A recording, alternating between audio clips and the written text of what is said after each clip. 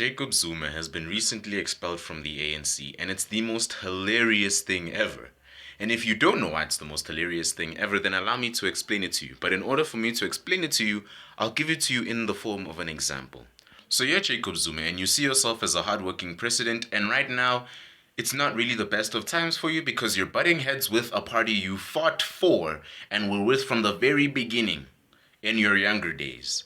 And now that you're butting heads with them, your best decision is to leave the party completely and start your own. So you start your own, and immediately you get a buzz from everywhere around you, including your own personal circle of influence, simply because of your power and the star power you have. And because of that, you immediately contend with that party you were butting heads with, a party you once fought for. Keep that in your mind for a little bit.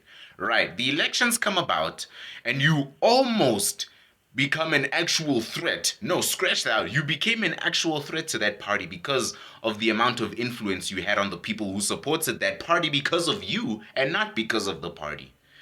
And after the elections, you decide to fire 18 MPs from your party. Can you imagine how much of a waste of money it would have been for you to do all that? You hired these 18 MPs just a few months ago. This is still a baby party. You gave them all these fat stacks for paydays, only to fire them a few months later. Can you imagine how meaningless that is? Because you were gonna fire them anyway, and now you don't see why you hired them in the first place. Can you imagine how screwed over you would have felt? As well as how screwed over your pockets would have felt from paying these people, only to get rid of them in the end? All 18 of them? How meaningless this all would have felt? I thought that was meaningless. But the ANC said, no. We'll do you one better. We'll have Zuma leave the party, start his own party, contend with us, to the extent of almost even overthrowing us, putting us on a thread, and forcing us to cause a coalition with other parties. We'll have him be that much of a threat. And then after all that, after all the stress, after all the backlash, we're gonna expel him from the ANC. We'll have him leave the party, become a big threat, start his own big one, become a baby boxing with giants, form a baby that boxes with giants, force us to make a coalition, and then expel him. That's gonna repair all the damage, won't it? If you watch politics, you know exactly why I think this is the most hilarious thing ever. Because you'll know just the amount of fans Zuma has on both the MK and the ANC. I will argue till this day there are still some people who voted for the ANC but are still die-hard supporters for Zuma. And by them expelling him and removing him permanently from the ANC has single-handedly handed Zuma more supporters. Scratch that out. They have handed Zuma all the supporters that were there for him in the ANC into the MK. As if he wasn't a threat already. Let me put you on game real quick. Zoom out to a year ago. Just rewind a year ago, just 12 months ago, right?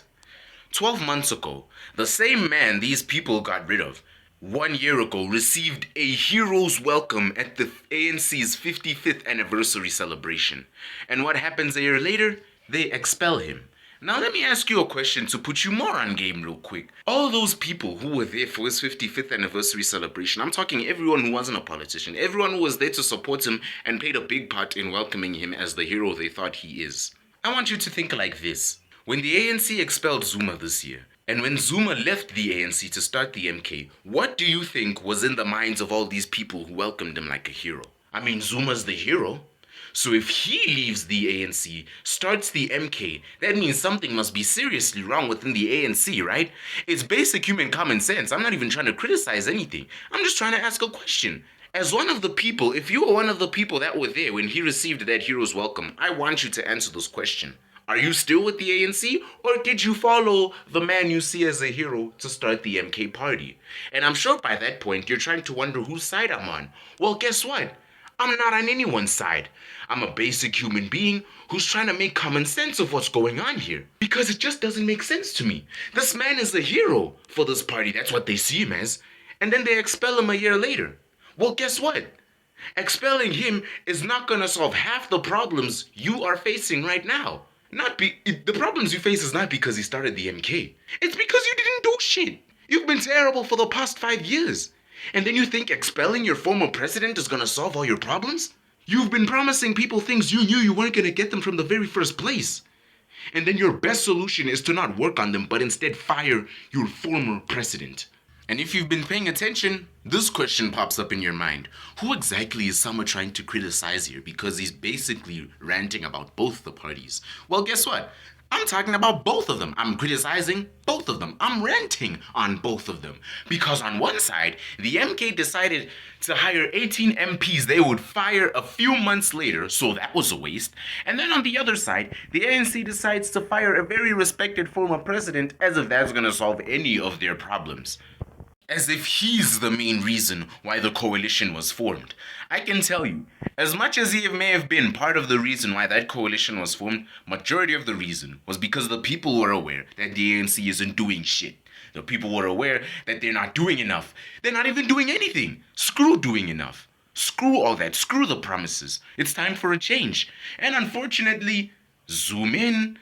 It's 2024, it's August 2024, the elections are a memory. The July 2024 elections will forever be a memory. And what's changed? I'll leave you to answer that one. And I don't know about you guys, but if you follow politics, you'll notice that there's been this weird trend of popular politicians leaving the parties they grew in to start their own.